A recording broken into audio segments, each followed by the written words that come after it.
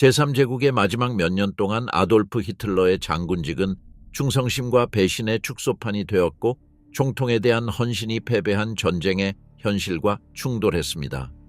독일의 자랑스러운 군사력이었던 베르마트는 지치고 사기를 잃었습니다. 패배가 거듭될수록 장군들에 대한 압력도 커졌습니다. 한때 나치 정권을 열렬히 지지했던 그들 중 많은 이들이 자신의 충성심에 의문을 품기 시작했습니다. 이런 맥락에서 탈영은 심각한 결과를 초래하는 절박한 행동이 되었습니다. 약 4만 명의 군인이 탈영죄로 사형을 선고받았고 그중 3분의 2 이상이 처형된 것으로 추산됩니다. 그리고 명령은 명확했습니다. 전선에서 싸우는 자는 죽어도 되지만 탈영하는 자는 죽어야 한다. 이런 이유로 어떤 사람들은 충실하게 남았습니다. 그들은 국가사회주의 이념에 대한 강한 집착, 완고함, 심지어 승리에 대한 허황된 환상 때문에 탈영할 수 없었습니다. 몇 가지 예를 들어보겠습니다. 발터 모델은 어린 시절부터 군 생활에 관심을 보이며 1910년에 독일군에 입대했습니다. 1930년 그는 독일의 재무장을 위해 노력하는 비밀 조직인 트루펜암트에 합류하여 군 지휘관으로서의 미래를 위한 토대를 마련했습니다. 8년 후 그는 소장으로 진급하여 제4군단 참모총장이 되었습니다. 유능하고 꼼꼼한 장교로서의 그의 명성은 아돌프 히틀러를 포함한 고위 장교들의 주목을 끌기 시작했는데 히틀러는 그를 제3제국의 작전에 유망한 인물로 보았습니다. 제2차 세계대전이 발발하자 그는 중요한 역할을 했다. 1941년 6월 그는 소련에 대한 대규모 공세인 바르바로사 작전 당시 제3기 갑사단을 지휘했습니다. 뛰어난 공격성과 전술적 능력으로 인해 브레스트와 로가체프에서 소련군의 방어선을 돌파하여 7월 초 드네프르 강에 도달했습니다. 이러한 활동으로 군대 내에서 그의 지위가 공고해졌고 7개월 후 1월에 대령으로 진급했으며 방어 작전에서의 공로로 오크 리프 기사 10자장을 받았습니다. 1943년 7월 모델은 시타델 작전의 일부인 쿠르스크 전투에서 북부 공세를 지휘했습니다. 그는 준비가 부족하다는 경고에도 불구하고 그의 군대는 소련의 견고한 방어선에 직면했고 그 결과 독일군은 심각한 손실을 입었고 상당한 전략적 타격을 입었습니다. 그러나 그는 불리한 상황에도 적응하는 능력을 보여 1944년 1월 북부군 집단군 사령관으로 임명되었고 중요한 시기에 전선을 안정시키는 전술적 철수를 실행했습니다. 3월에 발터는 야전 원수로 진급하였고 같은 해 8월에는 서부 전선의 비집단군 사령관을 맡아 마켓 가든 작전 중 연합군을 봉쇄하는 데 중요한 역할을 했습니다. 3개월 후 소련이 시작한 바그라티온 작전으로 인해 벨라루스의 독일군에 엄청난 타격이 입혔습니다. 중부 육군 집단군 사령관으로서 모델은 압도적인 소련군의 공세에 직면했고 이는 독일 국방군에 엄청난 손실을 가져왔습니다.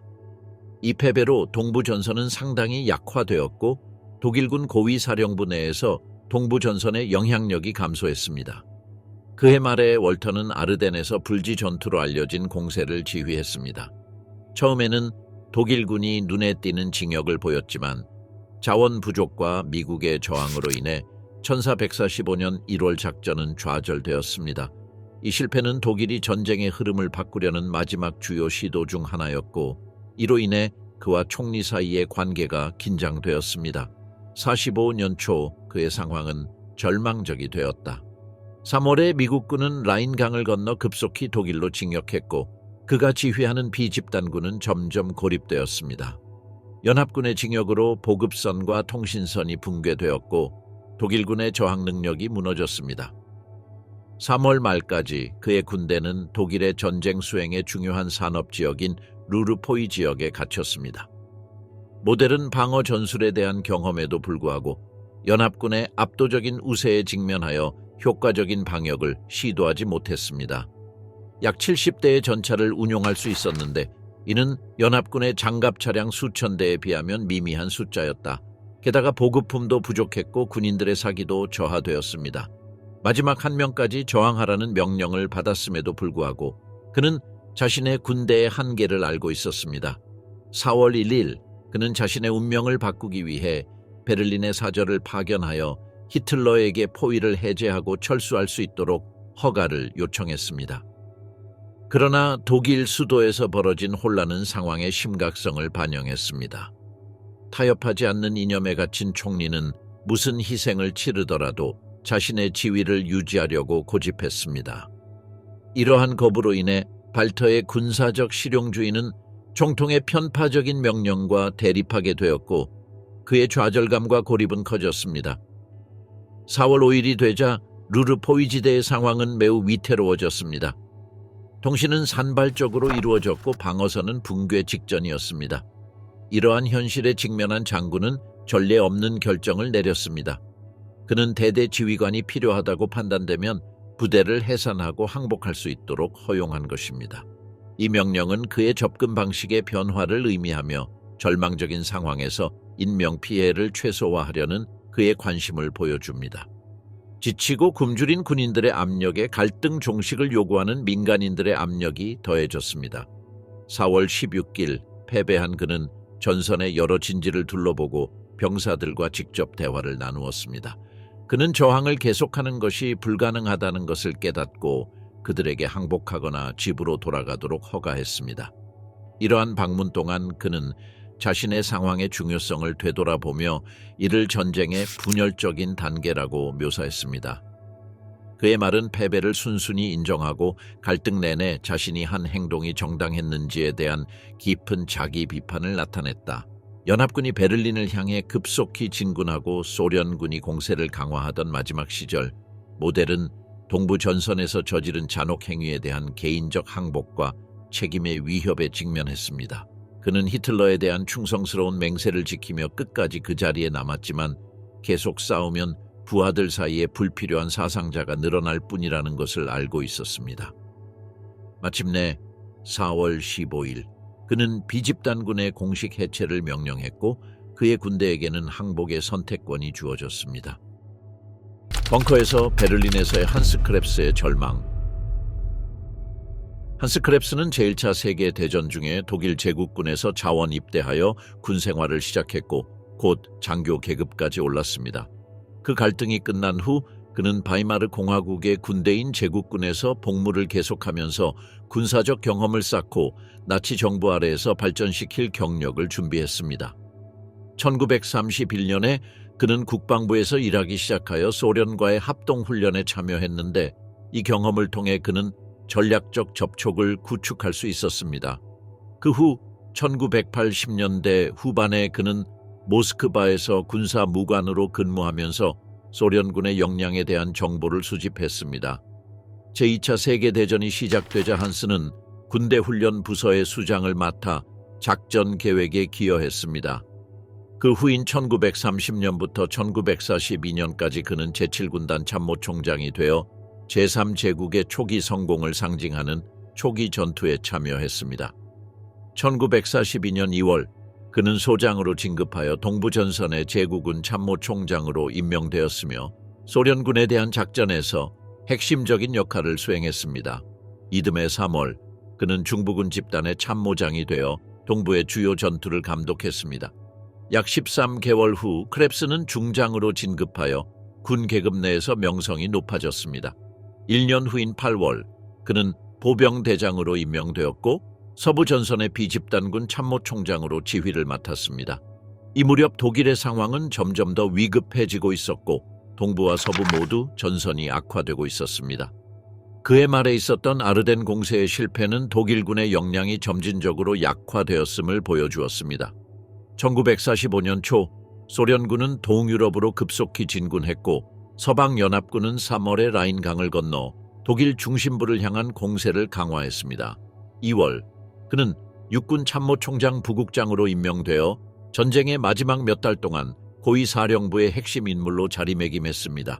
이 작전은 실행하기 쉽지 않았습니다. 군사적 물류적 붕괴라는 상황에 직면했기 때문입니다. 그들의 역할은 점점 제한되는 자원을 이용해 방어를 조정하고 방역을 조직하는 것이었습니다. 그들의 노력에도 불구하고 독일군의 방어선은 분열되었고 보급로가 작동하지 않았습니다. 적의 징역에 저항하려는 시도는 필사적이었고 추측군은 후퇴하고 있었습니다. 4월 1일 그는 OKH 참모총장에 취임했는데 이 직책은 베를린이 피할 수 없는 패배에 직면해 군사적 결정을 내리는 중심지가 됐습니다.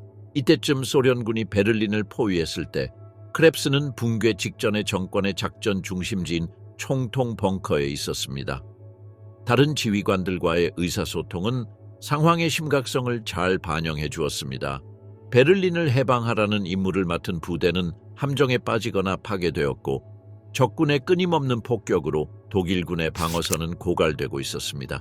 그 도시는 포위당해 끊임없는 공격을 받았습니다. 마침내 나치 정권이 붕괴되었습니다. 4월 28일 한스는 48시간 이내에 지원군이 도착하지 않으면 도시가 곧 함락될 것이라는 보고를 비렐름 카이텔 야전 사령관에게 전달했습니다. 그러나 그들의 호소는 헛수고였다. 소련의 맹공에 맞서 싸울 수 있는 군대가 없었기 때문이다. 붕괴가 불가피해지면서 심리적 압박도 커졌습니다. 총통 벙커 내부의 분위기는 절망과 체념 사이를 오가며 진동했다. 4월 30일 제국 지도자의 운명적인 죽음으로 인해 지휘 계통이 깨졌습니다. 5월 1일 한스는 소련 장군 바실리 추이코프를 만나 휴전 협정에 합의하려고 시도했습니다. 회의 중에 그는 추이코프에게 히틀러의 실종 사실을 알리고 요제프 괴벨스와 마틴 보르만이 서명한 항복 조건이 담긴 문서를 제시했습니다. 그러나 스탈린의 무조건 항복 요구로 더 이상의 진전은 차단되었습니다. 이 회의는 활동적인 군사 지도자로서의 그의 역할이 끝나고 피할 수 없는 패배를 관리하는 인물로 전락한다는 것을 상징했습니다. 같은 날 밤 선전 장관 요제프 괴벨스는 아이들을 독살한 후 아내와 함께 자살했습니다. 벙커에 남아있던 사람들의 심리적 악화가 뚜렷해졌고 크랩스도 예외는 아니었습니다. 헬무트 바이들링 장군이 항복 협상의 책임을 맡으면서 그의 권한은 약화되었습니다. 5월 2일 이른 아침에 최종 결과가 나왔습니다. 소련군이 벙커를 점령하려 하자 그와 빌헬름 부르크도르프는 총리와 괴벨스와 마찬가지로 체포를 피하기로 최종 결정을 내렸다. 죽음의 순환, 부르크도르프와 나치 정권의 마지막 결정. 빌헬름 부르크도르프는 제1차 세계대전 중 프로이센 군대의 사관생도로서 군 경력을 시작했습니다. 분쟁이 끝난 후 그는 제국 방위군에 남아서 경험을 쌓고 계급을 계속 올렸습니다. 1930년에 그는 대위로 진급하여 드레스덴 군사 아카데미에서 전술 강사를 포함한 다양한 역할을 맡았습니다. 7년 후 그는 제9군단의 부관장으로 임명되었고 이를 통해 그의 영향력이 확대되고 새로운 기회가 열렸습니다. 1940년 5월부터 1942년 4월까지 그는 299사단의 일부인 저129보 변견대를 지휘했습니다. 1942년 5월 그는 육군 인사국 제2부장으로 승진하면서 독일 국방군 내 행정 문제에 상당한 영향력을 행사하기 시작했습니다. 같은 해 10월 그는 같은 사무실의 부국장에 취임하여 소장 계급에 도달했습니다. 이러한 임명은 고위사령부가 그에게 두는 신뢰와 제3제국의 권력 구조와 일치한다는 것을 반영했습니다. 2년 후 같은 달쯤에 비렐름은 육군 인사부 장관이자 아돌프 히틀러의 수석 부관으로 임명되었습니다. 참모총장으로서 그는 총리에 대한 장교들의 충성심을 유지하라는 임무를 맡았으며 독일의 최종 승리에 의심을 표하는 사람이라면 누구든 극심한 보복 조치를 취하겠다고 위협하는 엄격한 명령을 내렸습니다. 이런 억압적인 접근 방식은 전쟁의 마지막 몇 달 동안 군부 내부의 지배적이었던 편집증과 억압의 분위기를 잘 보여주었습니다. 영토의 끊임없는 손실과 자원 부족으로 인해 내부 갈등이 발생했고 나치 지도부는 붕괴 직전의 군대의 규율을 유지하기 위해 그와 같은 인물에 의존했습니다. 같은 해 11월 1일 그는 중장으로 진급하였고 나중에 보병 대장까지 진급하면서 나치 군부 지도부에서 가장 영향력 있는 인물 중 한 사람이라는 입지를 굳혔습니다.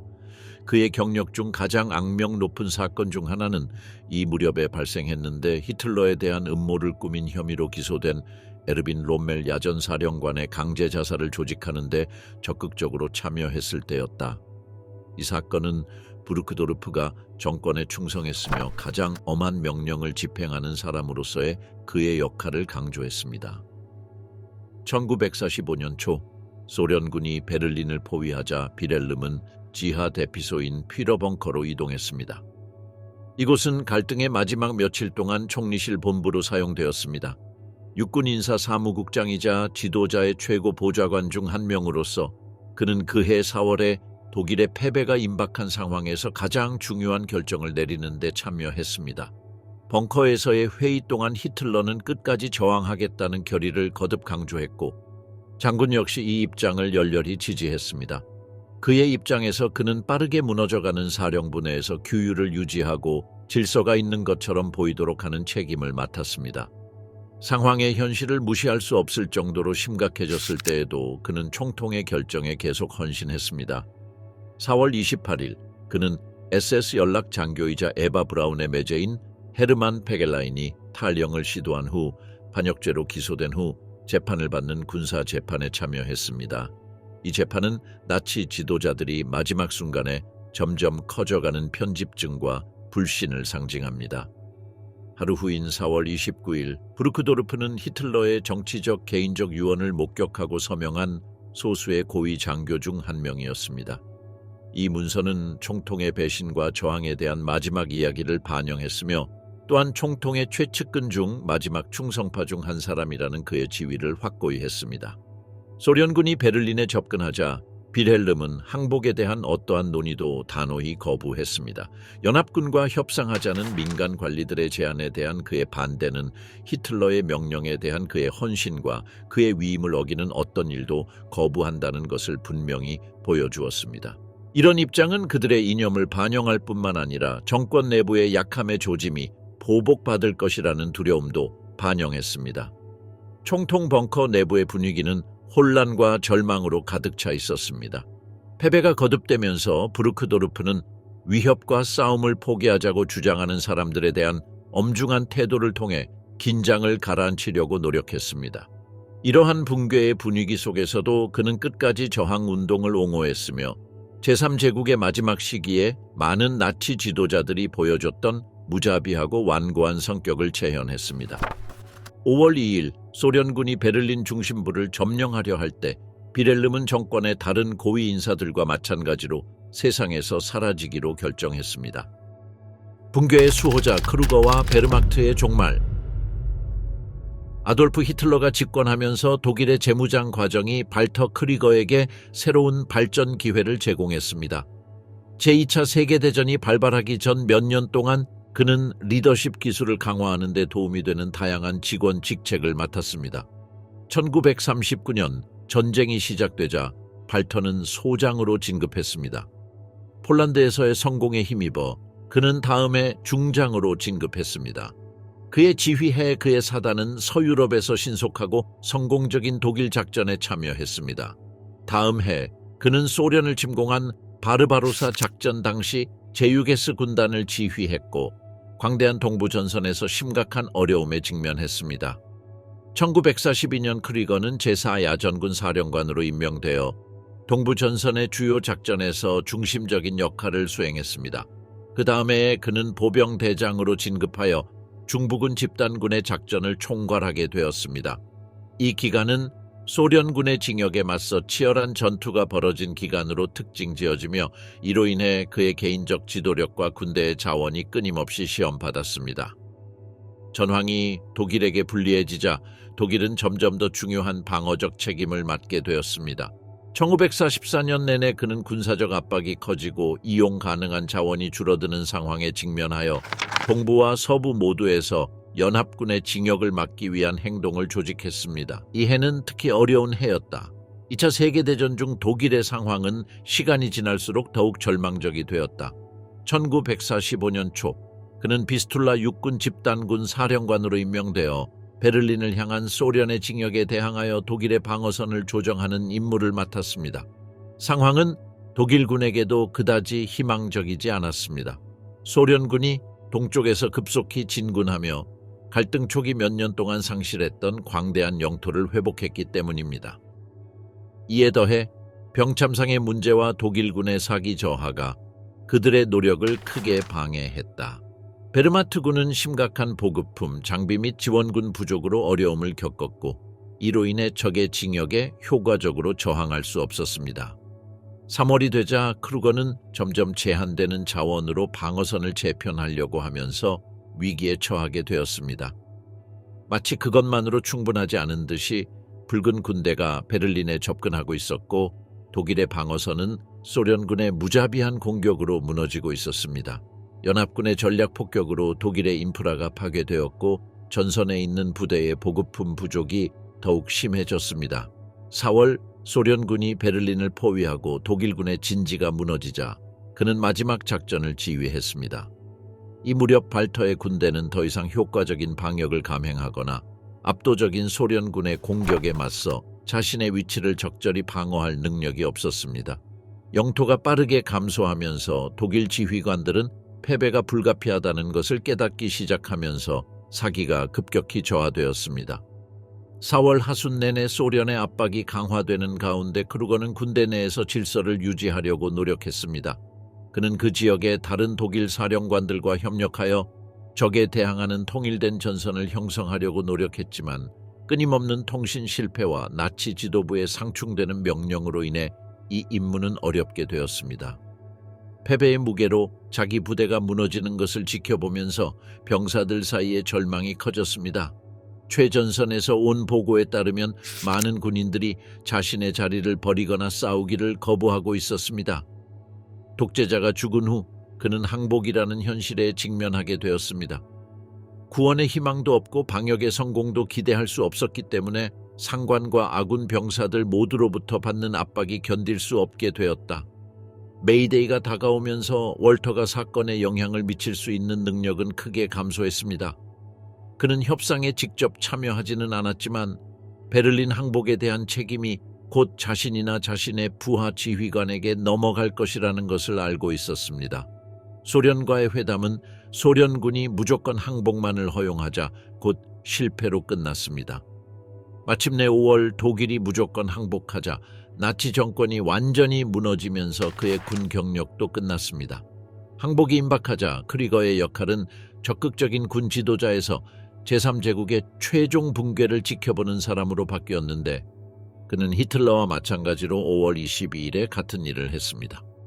영광에서 불행으로 야전 사령관의 부상과 몰락. 1920년대 제1차 세계대전 이후 로베르트 리터 폰 그라임은 변호사가 되려고 했지만 중국 공군의 현대화를 돕기 위해 중국으로 초대를 받았습니다. 그는 그곳에 항공학교를 설립하고 새로운 항공 구조물을 만드는 데 도움을 주었습니다.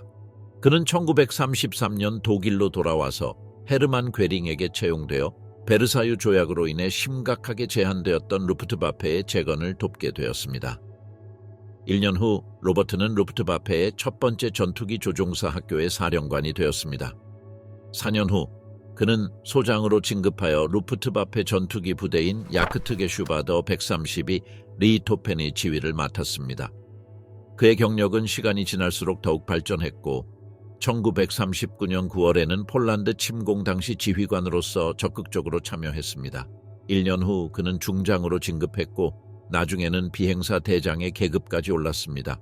그는 1년이 지나서야 새로 창설된 존 데르스타브 크림의 지휘를 맡아 동부 전선의 항공작전을 감독했습니다. 2년 후 그는 루프트플로테 6의 사령관을 맡아 쿠르스크 전투와 같은 중요한 전투에서 중부 군집단을 지원했습니다. 4월이 진행되면서 운영상의 어려움이 더욱 두드러졌습니다. 루프트바페는 원래 병력의 일부로 축소되었고 많은 항공기가 연료와 예비 부품 부족으로 인해 운행이 중단되었습니다. 그의 높은 지위와 권한에도 불구하고 그라임은 독일 공군이 직면한 끔찍한 상황을 바꾸기 위해 아무것도 할 수 없었습니다. 그는 시험 조종사이자 그의 가까운 동료인 한나 라이치와 함께 베를린으로 가는 위험한 비행을 감행했습니다. 그들은 포케불프 FY-1090 전투기를 타고 여행했지만 착륙 시 대공포화를 맞아 피해를 입었습니다. 그들은 군사작전이 붕괴된 것처럼 보이는 상황에도 불구하고 정권에 대한 헌신을 보여주며 맹렬한 대공포화를 뚫고 날아올랐습니다. 4월 24일에 도착한 그는 총통 벙커에서 히틀러를 만났고 그곳에서 도시의 방공망을 조직하는 임무를 맡았습니다. 다음 날 그는 야전 원수로 진급하여 루프트와페의 총사령관으로 임명되었는데 이는 괴링을 이어받은 직위였지만 독일의 패배가 임박해 그의 임기는 짧았습니다. 사실 이러한 임명은 정권의 절박함을 반영한 것이었는데 그는 나치 독일에서 원수로 진급한 마지막 사람이었다. 상황은 급격히 악화되었고 그 무렵 일어난 베를린 전투는 루프트와페의 노력이 무위로 돌아간 것을 상징했습니다. 그라임의 행동은 급속히 무너지고 있는 방어에 대한 지지와 자원을 모으려는 시도로서 주로 상징적이고 무의미한 것이었습니다. 4월 28일 소련군이 접근하자 그는 총리의 명령에 따라 베를린을 떠났습니다. 총통의 편집증과 나치 계급 내에서의 지휘체계의 붕괴는 막을 수 없었습니다. 그가 베를린을 떠난 것은 단순한 전술적 후퇴가 아니라 수도를 방어하는 것이 점점 무의미해졌다는 인식의 표현이었습니다. 1945년 5월 8일 독일이 항복하자 야전사령관은 오스트리아에서 미군에게 포로로 잡혔습니다. 그가 체포되었을 때의 첫 반응은 실망감을 반영한 것으로 전해진다. 그는 다음과 같이 말했다고 전해진다. 저는 루프트와페의 수장이지만 루프트와페는 없습니다. 한때 강력했던 군부에 대한 권한과 통제력이 상실되었음을 강조합니다. 전쟁의 쇠퇴는 그에게 깊은 영향을 미쳤고 그는 패배와 목적 상실에 시달리며 불확실한 운명을 기다리는 포로가 되면서 마지막 날들을 보냈습니다. 5월 24일 그라임은 소련에 넘겨져 고문을 받을까 두려워 미국이 관리하는 감옥에서 자살을 결심했습니다. 호위와 몰락, 베르마트 내 귄터 앙게른의 부상과 결과 정강이 군터 앙게른은 나치스 정권에서 독일이 재무장하는 동안 새로 창설된 베르마트에 합류했습니다. 1938년 그는 제3슈체녀단의 사령관으로 임명되었는데 이 직책을 계기로 군 계급 내에서 그의 승진이 시작되었다. 제2차 세계대전이 시작되자 그는 제11 슈체녀단을 이끌고 독일의 폴란드 침공에 적극적으로 참여했습니다. 1940년 8월에는 그는 대령으로 진급했고 전투작전 중 그의 리더십과 용맹함을 인정받아 기사 십자 철십자장을 수여받았습니다. 1941년 8월 퀸터는 바르바로사 작전 중 제11 기갑사단의 사령관으로 임명되었습니다. 하지만 그의 지휘권은 짧았고 불과 9일 후에 그는 심각한 부상을 입어 회복의 시간을 보내야 했습니다. 앙게르는 부상에도 불구하고 준장으로 진급하였고 전쟁에 대한 그의 노력과 공헌을 인정받아 금독일 십자장을 수여받았습니다. 1942년 9월 그는 현역으로 복귀하여 제16기 갑사단의 지휘를 맡았습니다. 이 사단은 스탈링그라드 인근에서 진행된 작전을 지휘했는데 이는 독일과 소련 모두 이 작전이 전략적이라고 여겼습니다. 이러한 포위망은 그의 사단뿐만 아니라 제6기 갑사단의 일부에도 영향을 미쳤고 이로 인해 상황은 독일군에게 재앙으로 바뀌었다. 스탈링그라드 포위전은 전쟁의 전환점이었습니다. 이는 독일군이 그때까지 믿었던 무적의 신화를 깨고 독일군이 처음으로 큰 패배를 당했기 때문입니다. 독일군이 포위를 돌파하거나 적절한 지원군을 받을 수 없게 되자 상황은 더욱 심각해졌습니다. 올가미가 조여오자 그는 부대 내에서 질서와 규율을 유지해야 하는 엄청난 압박을 느꼈습니다. 귄터의 사단이 상당한 손실을 입어 병력이 약 4,000명으로 줄어들자 상황은 더욱 복잡해졌습니다. 스탈링그라드를 포위한 소련의 방역 동안 앙게르는 도네츠 강 쪽으로 후퇴하라는 명령을 받았습니다. 끔찍한 상황에도 불구하고 그는 도시가 포위되는 동안에도 자신의 부대를 지휘했습니다. 그의 군대는 식량과 탄약을 포함한 심각한 보급품 부족에 직면했습니다. 혹독한 겨울 기후는 상황을 더욱 악화시켰고 병사들 사이의 사기 저하로 이어졌으며 병사들은 자신들의 상황이 위태롭다는 것을 점점 더 자각하게 되었다. 1943년 1월 21일 포위 공격 중에 그는 중장으로 진급했습니다. 이 무렵 독일군의 사기가 상당히 떨어졌다는 보고가 있었습니다. 구출이나 탈출의 희망이 거의 없는 갇힌 상황이라는 생각이 일반적으로 절망적인 분위기를 조성했습니다. 소련의 압력이 커졌음에도 그는 자신의 사단에 남았습니다. 탈출 가능성이 사실상 연기고 상황이 빠르게 악화되고 있다는 것이 분명해지자 그와 그의 몇몇 장교들은 탈출 계획을 고심하기 시작했습니다. 그들은 노획한 소련군 군복을 입고 변장한 뒤 히위스라고 알려진 소련 보조군의 도움을 받아 적의 방어선을 돌파하는 방안을 고려했습니다. 이 계획은 모든 지휘관의 절박함을 반영했지만 결코 실행되지는 않았습니다. 2월 2일 곧 체포와 완전한 패배가 다가오자 귄터 앙게르는 스탈링그라드에서 자살했습니다.